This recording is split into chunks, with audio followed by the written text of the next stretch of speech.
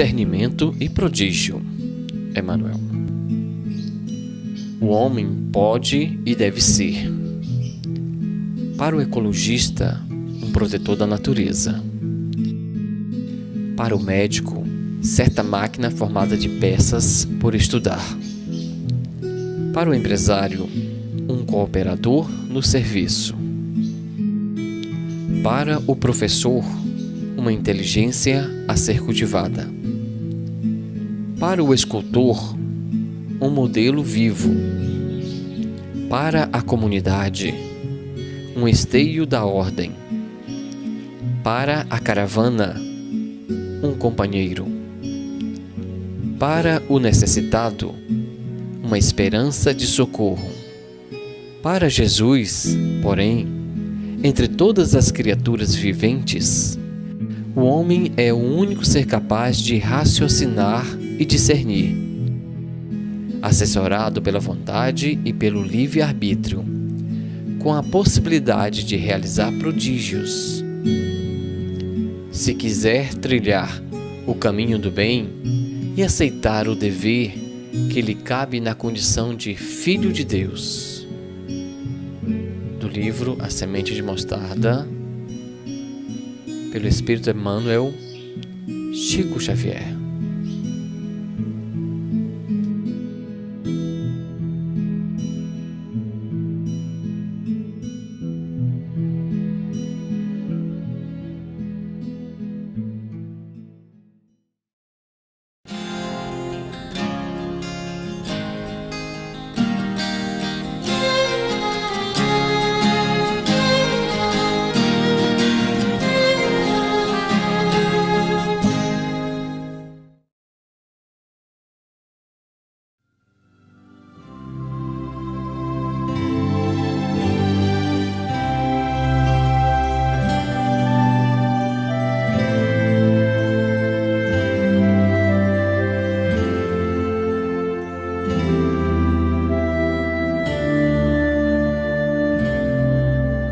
Soltei minha voz em resposta ao teu chamado, que ressoou dentro de mim como o cantar da sereia que prende e encanta.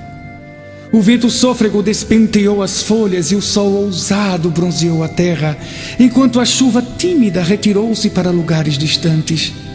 Em mim também teu canto afastou as folhas das paixões absorventes em que eu me consumia, e o calor do sol bronzeou a palidez da minha covardia. Afastaste de mim o teu cântico, a chuva de lágrimas que inundava a minha vida. Assim soltei meu canto em resposta ao teu, que me chamava no mantra do amor e alegria. Nosso encontro foi a suave melodia do amor consentido, porque eu te amo e sou por ti amado. E porque tu me amas e eu me plenifico pelo teu amor, faremos juntos o mais belo dos cânticos, o canto da fraternidade. Respondi à tua voz e ao teu chamado, tu ouviste, porém, os meus lamentos. Agora estamos juntos, instrumento e melodia, compositor e cantor, numa canção do tempo presente. Plange minhas cordas, e eu só para ti cantarei.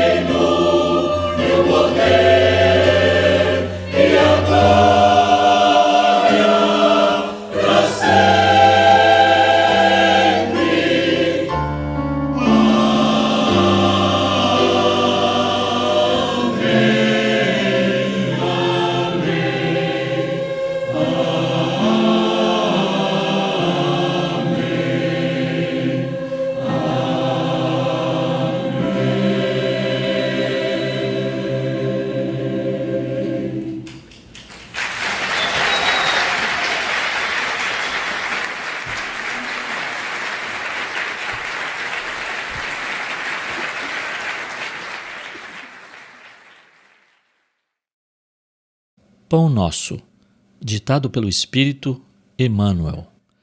Psicografia de Francisco Cândido Xavier. Com ardente amor, mas, sobretudo, tende ardente caridade uns para com os outros. Pedro, 1 Pedro 4,8. Não basta a virtude apregoada em favor do estabelecimento do reino divino entre as criaturas. Problema excessivamente debatido, solução mais demorada. Ouçamos individualmente o aviso apostólico e enchamo-nos de ardente caridade uns para com os outros. Bem falar, ensinar com acerto e crer sinceramente são fases primárias do serviço. Imprescindível trabalhar, fazer e sentir com o Cristo. Fraternidade simplesmente aconselhada a outrem constrói fachadas brilhantes que a experiência pode consumir num minuto. Urge alcançarmos a substância, a essência. Sejamos compreensivos para com os ignorantes, vigilantes para com os transviados na maldade e nas trevas, pacientes para com os enfermiços, serenos para com os irritados e, sobretudo, manifestemos a bondade para com todos aqueles que o Mestre nos confiou para os ensinamentos de cada dia. Raciocínio pronto, habilitado a agir com desenvoltura na terra, pode constituir patrimônio valioso. Entretanto, se lhe falta coração para sentir os problemas, conduzi-los e resolvê-los no bem comum, é suscetível de converter-se facilmente em máquina de calcular. Não nos detenhamos na piedade teórica. Busquemos o amor fraterno, espontâneo, ardente e puro. A caridade celeste não somente espalha benefícios, irradia também a divina luz. Emmanuel.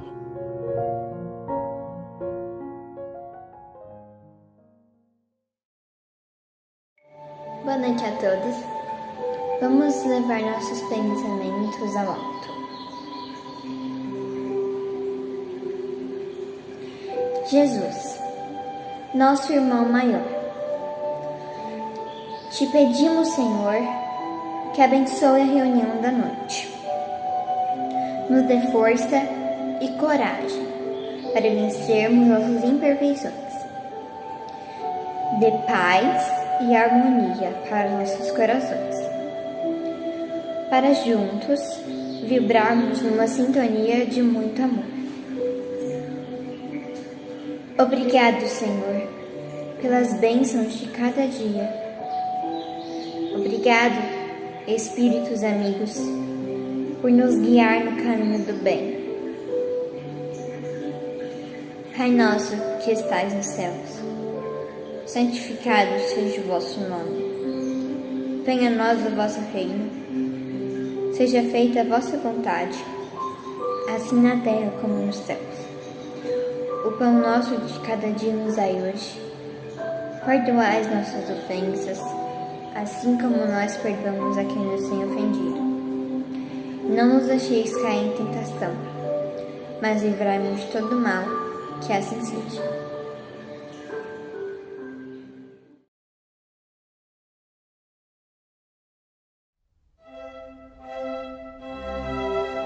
Estudando o Livro dos Espíritos com Allan Kardec.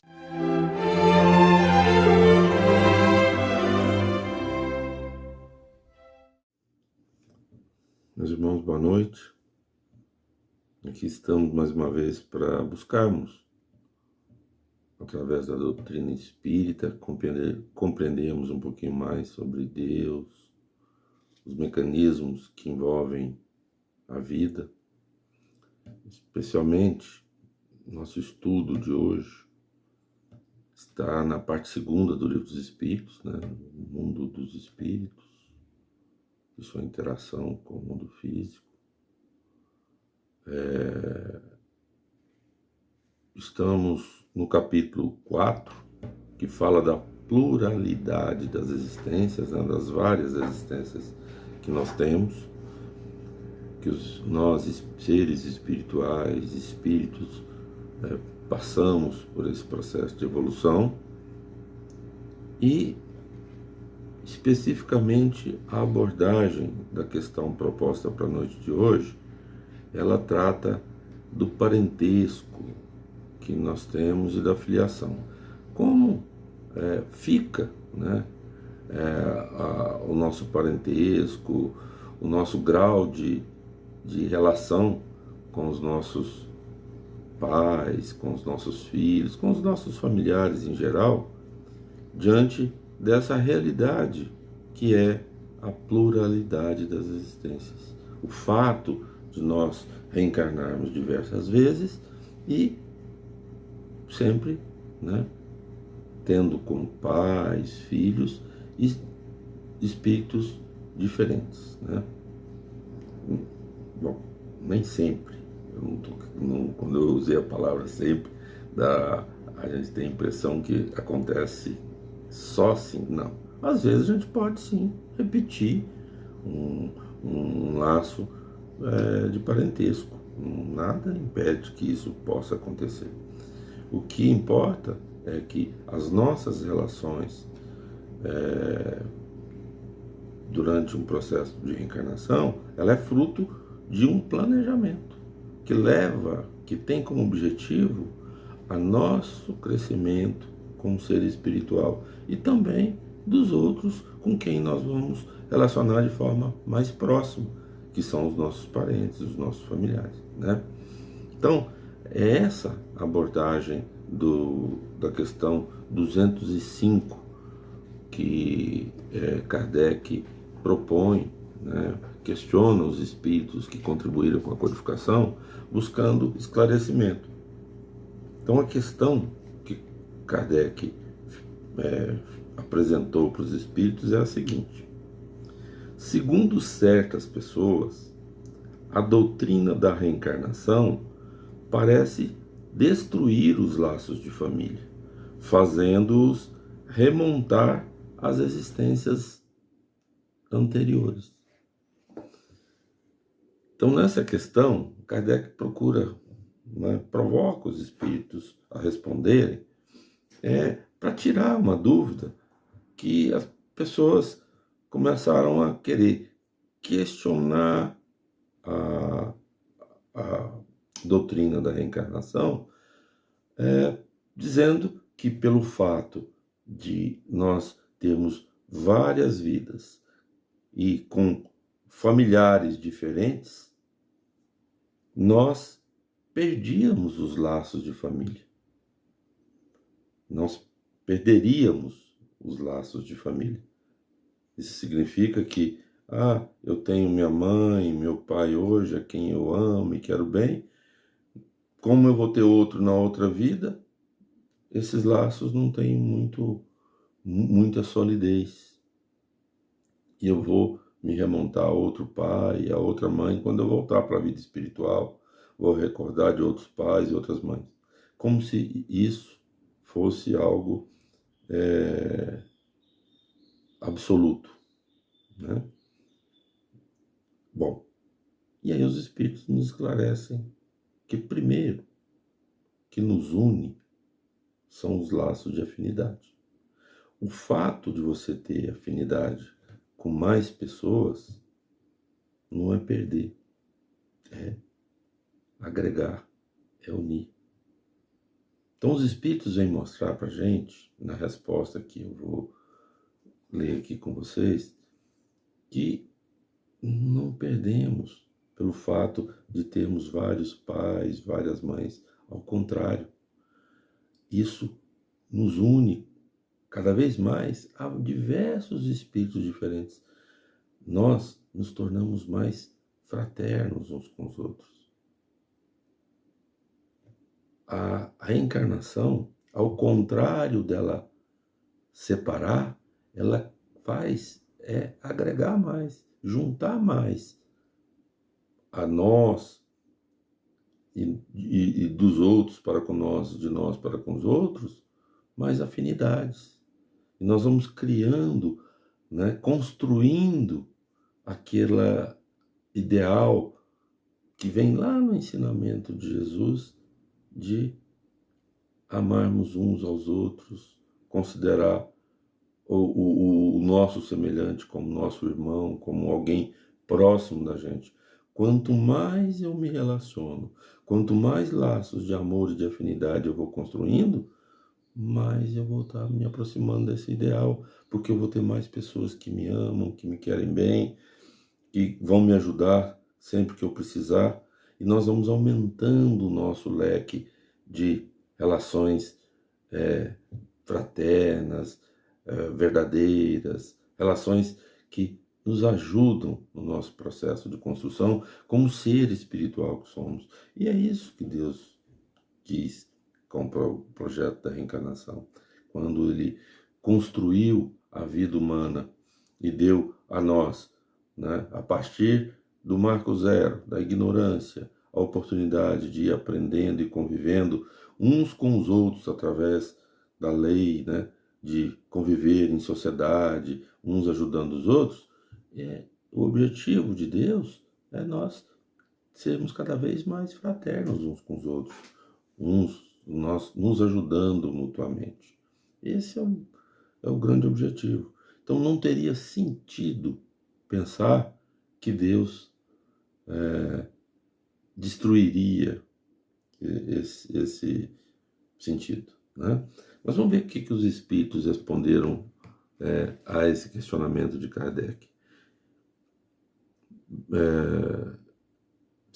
Vou repetir a pergunta. Segundo certas pessoas, a doutrina da reencarnação parece destruir os laços de família, né? Então esse é o objetivo. A resposta dos espíritos ela os amplia, em vez de destruí-los. Baseando-se o parentesco em afeições anteriores, os laços que unem os membros de uma mesma família são menos precários. A reencarnação amplia os deveres da fraternidade, pois nosso vizinho ou nosso criado pode encontrar-se um espírito que foi do vosso sangue. Então veja, essa oportunidade de termos diversas experiências com espíritos diferentes, recebendo-os como pais, filhos, como irmãos, espíritos que nós já convivemos no passado, né? Isso traz para nós mais compromisso de fraternidade. Os laços que nós construímos no passado com esses espíritos nos fazem ser mais fraternos com eles. Mesmo que nós não os identifiquemos nessa atual encarnação como algum parente do passado, mas no nosso íntimo, o nosso espírito reconhece esse ser. Por isso, muitas vezes, nós temos uma sensação de empatia com determinadas pessoas com quem a gente nunca tinha convivido. De repente a gente encontra e tem uma sensação muito gostosa de já conhecer aquele espírito. Tem algo que faz um laço de afinidade com ele. Certamente isso é fruto de encontros do passado, em outras experiências, que trouxeram essa aproximação, essa afinidade. E quanto mais nós nos reencarnamos e convivemos com espíritos diferentes, nós vamos ampliando isso. Vamos fazendo com que nós sejamos cada vez mais espíritos mais fraternos, encontrando outros espíritos também mais fraternos conosco. Então, isso é fruto desse processo de construção que não é só numa encarnação, né? Porque se nós tivéssemos a relação só com os nossos familiares atuais e com a visão que a gente ainda tem, né, de fazer tudo pelos que são familiares e muitas vezes ignorar os que não são, nós continuaríamos com uma visão egoísta e não estaríamos ampliando os nossos laços, as nossas relações de uma forma mais fraterna, com o coração sem as barreiras que muitas vezes a estrutura da sociedade coloca nas nossas relações, né? Então, precisamos compreender isso. Deus é amor. Ele não permitiria que nós passássemos pela experiência da reencarnação com o objetivo de nos dividir, nos separar. Ao contrário, o objetivo dele é que a gente amplie cada vez mais os nossos laços de amor e de fraternidade. E a gente precisa entender que nós temos como pais, mães, numa determinada encarnação, espíritos, amigos, bondosos, que se comprometeram em nos receber na atual encarnação como filhos, para nos ajudar, nos auxiliar. Mais do que pais e mães, eles são espíritos que nos amam e nos querem bem, independente de qual título que a sociedade dá para essa estrutura. Eles são espíritos que nos amam e nos querem bem, e nos receberam. E nos colocam muitas vezes num ambiente familiar, junto com outros espíritos que recebemos como irmãos, para nos harmonizarmos, criarmos mais laços de amor, de união e fraternidade. E à medida que a gente vai fazendo isso várias vezes com outros espíritos, a gente vai ampliando isso. Esse é o grande objetivo da reencarnação. Ao contrário dos que pensam que ela destrói os laços. Não, ela amplia os laços. Os laços de amor, de fraternidade, que são os valores que nós precisamos conquistar cada vez mais. Nós não temos que ter um pensamento egoísta, né? Um pensamento que só pensa em nós ou naquele pequeno grupo familiar, parental que eu tenho. Não, nós temos que ampliar cada vez mais isso, porque é isso que Jesus ensinou, que nós devemos ser irmãos uns dos outros. Mas irmãos não de sangue, mas de coração. Irmãos que se ajudam, que amparam diante de momentos difíceis e que ficam felizes em ver o sucesso e a conquista do outro. É isso que Jesus espera de nós. É isso que Deus, nosso Pai, nosso Criador, que estruturou, arquitetou toda a nossa existência, deseja que aconteça. E as suas leis são para isso. E a reencarnação é uma das leis de Deus. E não adianta a gente lutar contra algo que foi feito pelo amor, né, supremo, que é Deus, para nos ajudar e nos beneficiar. Nós, um dia, vamos reconhecer o erro se a gente ficar persistindo nesse tipo de ideia, nesse tipo de pensamento. Nós precisamos ampliar cada vez mais nossos laços de união. Bem, no Livro dos Espíritos ainda tem uma subpergunta que Kardec fez ainda sobre esse tema dos laços de família, né? Ele pergunta o seguinte: a reencarnação diminui, entretanto, a importância que alguns atribuem à sua filiação, porque se pode ter tido como pai um espírito que pertencia a uma outra raça ou tivesse vivido em condição bem diversa.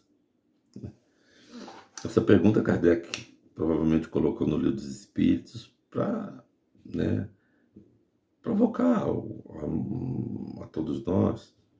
E ele queria que os espíritos respondessem, porque nós ainda somos, infelizmente, muito orgulhosos, né? os nossos laços, quando a gente vai querer buscar as nossas outras existências, a gente nunca quer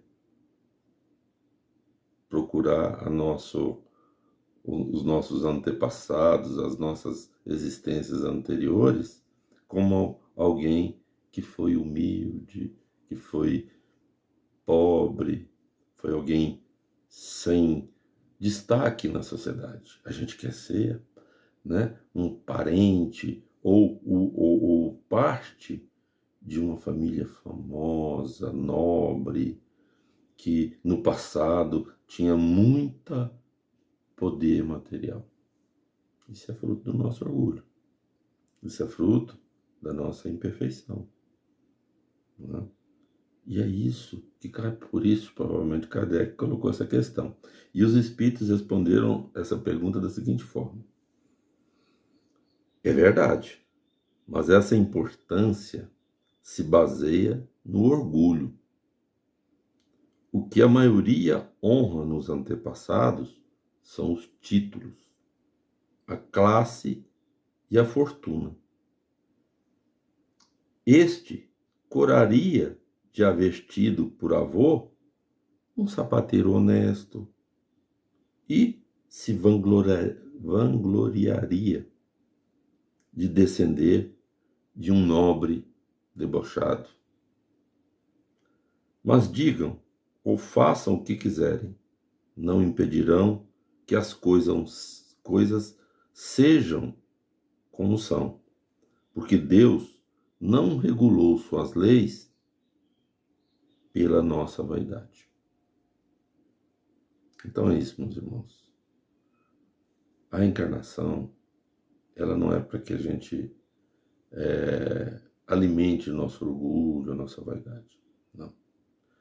A reencarnação e as diversas existências nos permitem viver várias experiências em situações diferentes, algumas de humildade material, outras de elevação material, porque todas essas experiências são fundamentais para o nosso crescimento como ser espiritual que somos. Viver a experiência da pobreza material nos ajuda a desenvolver a humildade, nos ajudam a desenvolver os sentimentos de fé, de confiança, de lutar para buscar vencer os obstáculos. Isso tudo nos desenvolve como ser. Da mesma forma, a experiência da riqueza e da fortuna, que nos experimenta na vaidade, no orgulho, na ambição. Será que eu vou resistir a essas imperfeições morais? Como eu vou me portar quando eu estou com toda a opulência, o poder diante dos mais humildes? Eu vou reconhecê-los como irmãos, o mais humilde? Eu vou ajudá-los, ampará-los?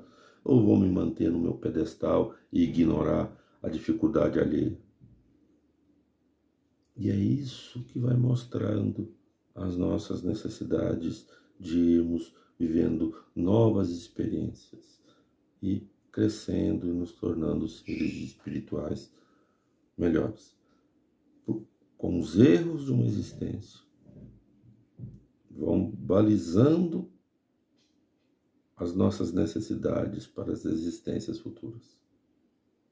Hoje eu estou construindo o meu amanhã. Então, quanto mais eu acerto nessa encarnação, menos dor, menos dificuldade eu vou ter na próxima. É assim que vai se dando o processo de evolução. Agora, o que é importante é que isso tudo foi feito para o nosso bem, para que nós possamos, o quanto antes, nos tornarmos seres espirituais melhores, perfeitos. E nós seremos. Que Jesus nos abençoe e nos fortaleça sempre. Que assim seja. Acompanhe agora mais um tema doutrinário do Evangelho de Jesus.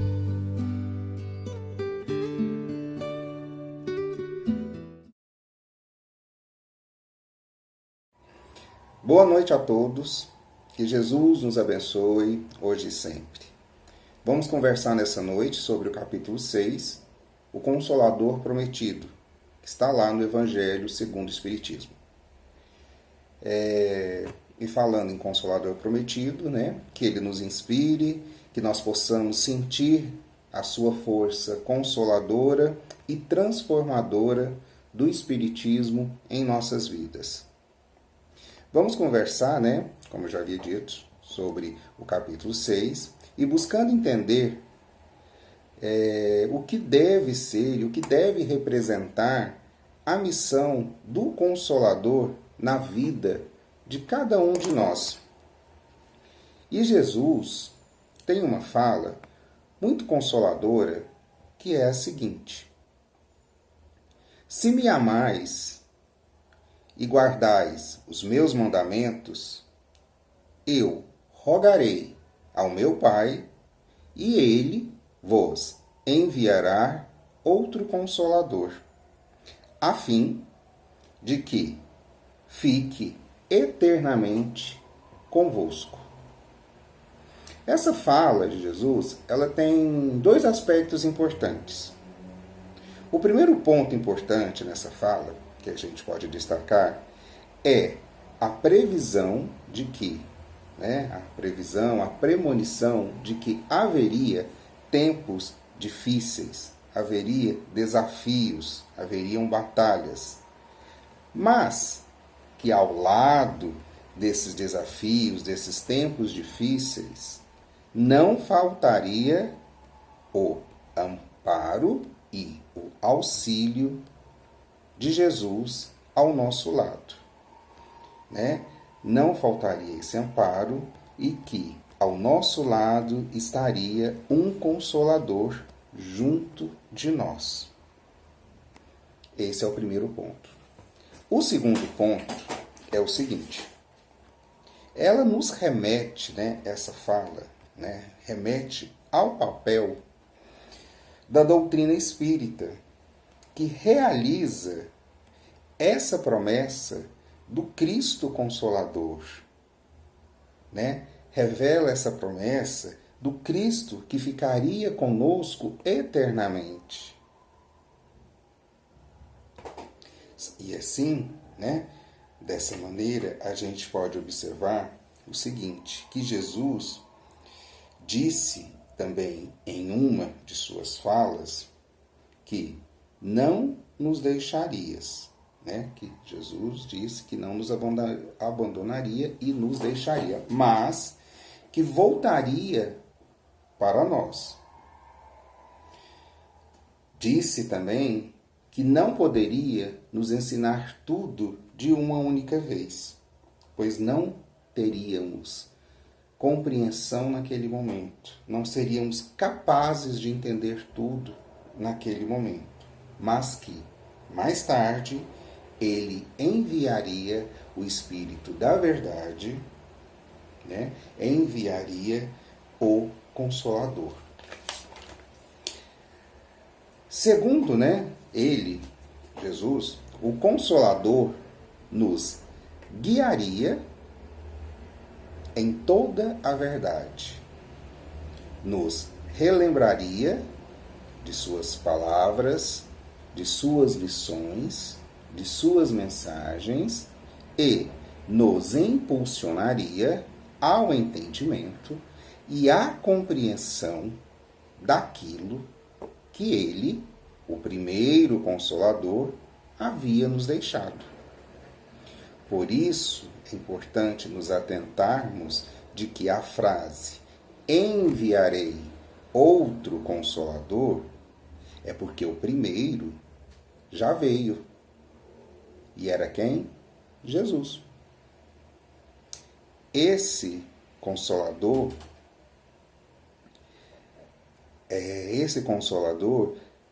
vai fazer o vínculo, a ligação, o elo com Jesus. ou seja, recuperar todos os seus ensinamentos, recuperar todas as suas mensagens e trazer um novo sopro de renovação. E isso fica muito claro e bem demonstrado através do Espiritismo, que é esse Espírito Consolador. Até porque Jesus não disse que seria uma pessoa, que seria um Messias, mas sim uma doutrina devido às características, né, que Jesus descreveu. Por que Jesus dá o nome de Consolador? Né? Por que esse nome? E aí a gente entende que este nome é porque este nome ele significa força, trazer explicações, trazer alívio, trazer conforto, acalento. E assim, Jesus previa que os homens precisariam de consolo, de consolação, à medida que nós homens fomos criando entre nós vários conceitos ao longo do tempo. E com isso, com a criação dos nossos conceitos, das nossas ideias, nós fomos deixando de lado Jesus, deixando Jesus longe, junto com os seus ensinamentos, afastando as suas lições, os seus ensinamentos, as suas mensagens de nós. E fomos criando os nossos próprios entendimentos. Entendimentos esses que não nos consolavam. Pelo contrário, criavam entre nós angústias, temores, aflições. Daí entra o papel do Consolador. Para quê?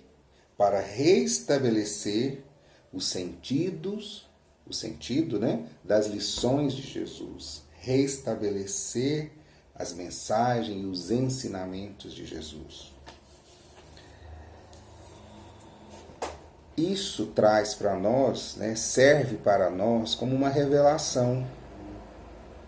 É a revelação das novas leis espirituais e das novas leis morais. Para quê? Para nos ajudar a compreender melhor as leis de Deus. Ajudar a nós compreendermos o universo e os seus mecanismos. Ajudar a nós a entendermos como funciona a vida, né? E principalmente nos ajudar no nosso processo de evolução. Entendermos também os porquês de sofrimentos, porque uns têm tantos e outros têm tão pouco, porque uns vivem mais, outros vivem menos, né? E aí com isso, né, com essas perguntas, com esses nossos questionamentos, nos ajudar a conciliar tudo isso, todas essas perguntas, todos esses porquês, né, conciliar com a visão que temos de um Deus justo, sábio e infinitamente amoroso. Mas a mensagem de Jesus, na grande maioria das vezes, ela é afastada. Por quê? Por causa dos nossos interesses pessoais ou até mesmo pela nossa ignorância. Só que o Consolador, ele vem para nos resgatar, nos orientar nos alertar, nos mostrar e, principalmente, explicar e demonstrar para nós o verdadeiro entendimento. Dessa forma, quando o Consolador vem, é porque ele é necessário, a sua vinda, para quê? Para trazermos para nós essa nova proposta, trazermos para nós um novo conhecimento, trazer para nós uma nova revelação, que seria qual? De que Deus e o universo pode e deve se harmonizar, Que Deus e o universo vão estar em harmonia e vamos estar principalmente com essas novas revelações utilizando a nossa razão, Tendo esse entendimento através da razão. O Consolador e o Espiritismo, principalmente, vai nos trazer uma aliança entre a razão com a ciência, onde ambas estarão a serviço de Deus, a serviço do progresso da humanidade. Uma vai estar a serviço das leis materiais e a outra vai estar a serviço das leis morais. Assim, o Espiritismo traz respostas para nós de fé, de esperança e de caridade. Poucas foram as vezes em que nós buscamos entender a dimensão do que Jesus dizia quando nos prometia um consolador para a vida futura. Pois só poderíamos ter a compreensão desse novo consolador, Jesus só poderia enviar esse novo consolador a partir do momento em que nós já estivéssemos mais maduros, mais conscientes, mais preparados para o entendimento daquilo que fosse ser revelado. Esse Consolador, ele vem para preencher os nossos corações que estão carregados de angústia, aflição, de dúvidas, Dúvidas essas quanto ao passado e quanto ao futuro.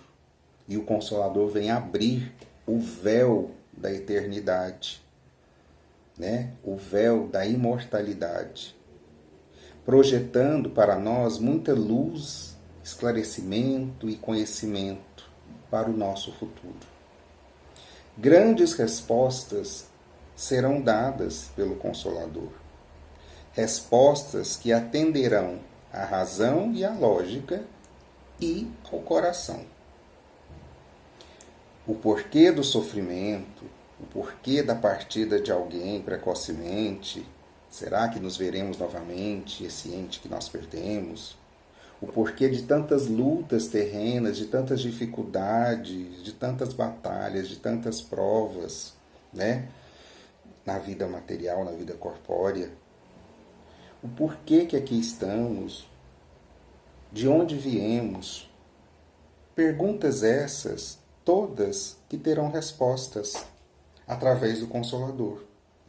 O Consolador vem para nos trazer uma fonte de conhecimento e ao mesmo tempo de consolo e explicação. Vem para consolar o nosso coração, para acalentar, para nos explicar e nos ensinar. O aspecto consolador também assume a condição de instruir, de ensinar, para que possamos caminhar e avançar. Daí entendemos que quando o Espiritismo nos diz levanta e anda, ele está querendo dizer o quê? Que o levantar é o consolo e o andar é a instrução. Mas A tarefa do Consolador é principalmente nos despertar e nos impulsionar. Essa é a grande tarefa dele. Assim, dessa maneira, o Consolador nos liberta do quê? Das algemas da ignorância, das mazelas, das paixões, fazendo com que, de fato, caminhemos, avançamos, melhoramos como espírito, Mas tudo isso trabalhado em cima das lições de Cristo, em cima das lições de Jesus. O Espiritismo, o Consolador, está do nosso lado para quê? Para que possamos nos desenvolver, para que possamos nos esclarecer, para que possamos nos tornarmos melhores e mais responsáveis. O Consolador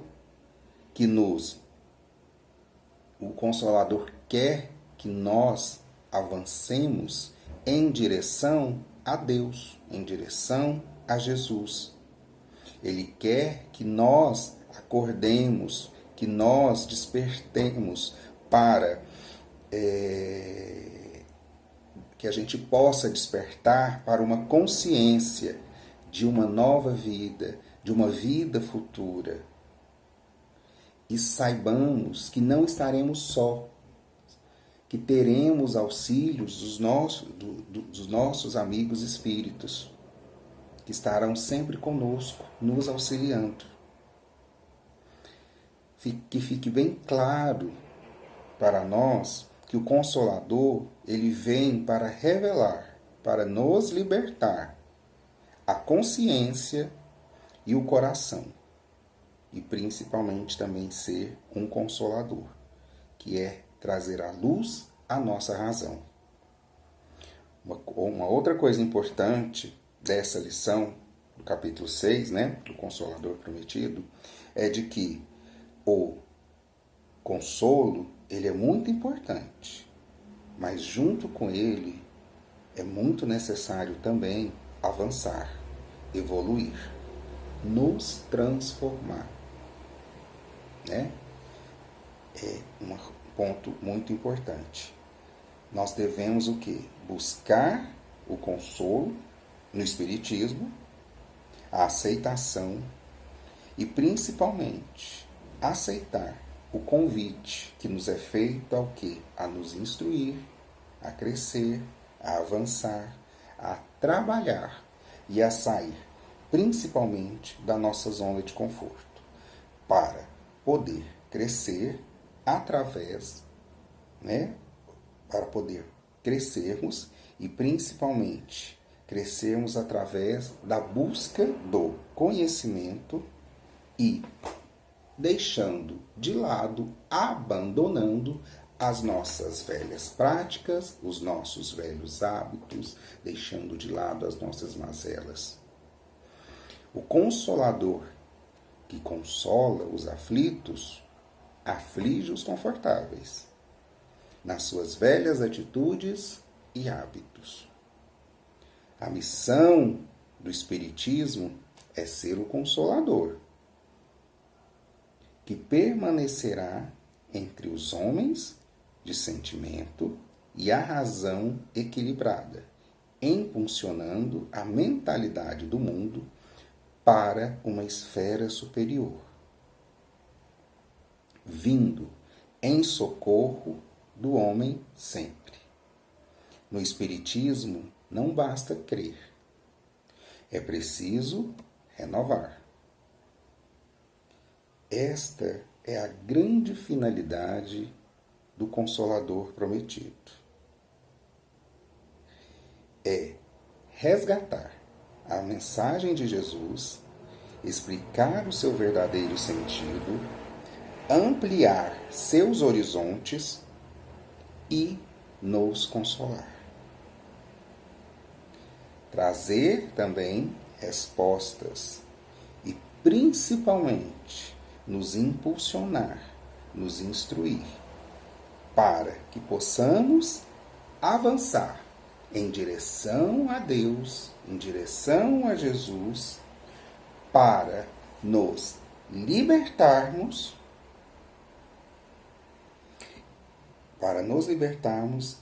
e para que possamos alcançarmos o mais breve possível e estarmos mais próximo possível das mensagens, dos ensinamentos, do caminho que nos leva a Deus e a Jesus. Sendo assim, meus irmãos, fica aí para nós a reflexão do capítulo 6, o Espírito Consolador. Agradeço a oportunidade de mais uma vez estar aqui com vocês e que possamos encerrar essa nossa reunião em boas companhias espirituais. Que assim seja.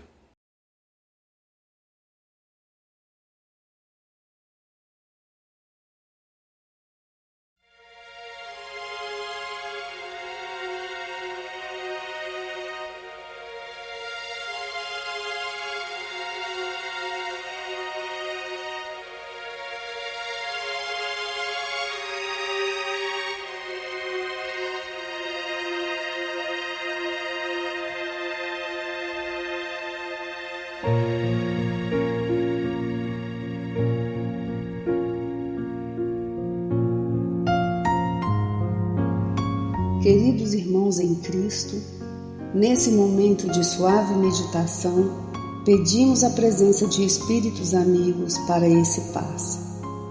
Senhor de infinito poder e bondade, ajudai-nos a retirar da nossa mente todos os pensamentos negativos que se encontram alojados em nossa alma, fruto da nossa condição de ser imperfeito. Que ideias de vingança, pensamentos inferiores e egoístas sejam afastados da nossa mente.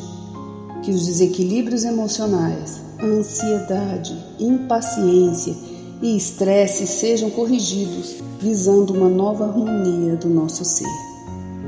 Que todas as doenças alojadas em nosso corpo tenham seu mecanismo de enfermidade interrompido no nosso sistema de defesa orgânico e inicie a revitalização da nossa saúde.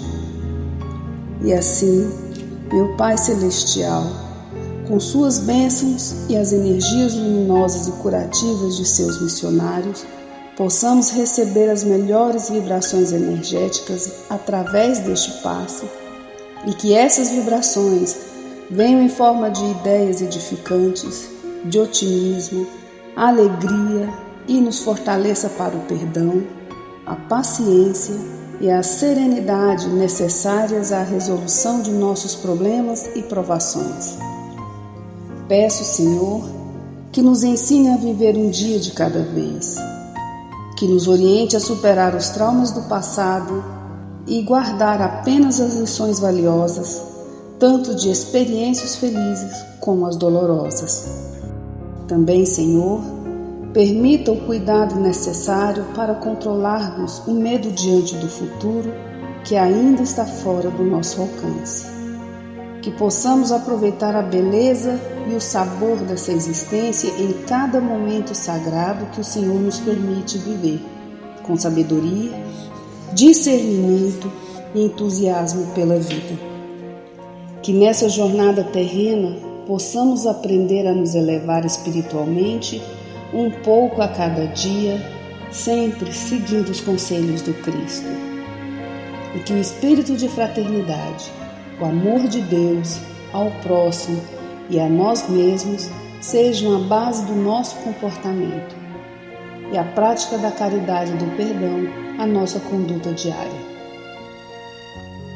E dessa forma possamos ser merecedores das suas bênçãos, nos fortalecendo e curando nossas enfermidades por sua intercessão misericordiosa. Em nome de Jesus, agradecemos por tudo que recebemos até o dia de hoje, rogando mais uma vez a tua proteção, o teu amor e a tua paz.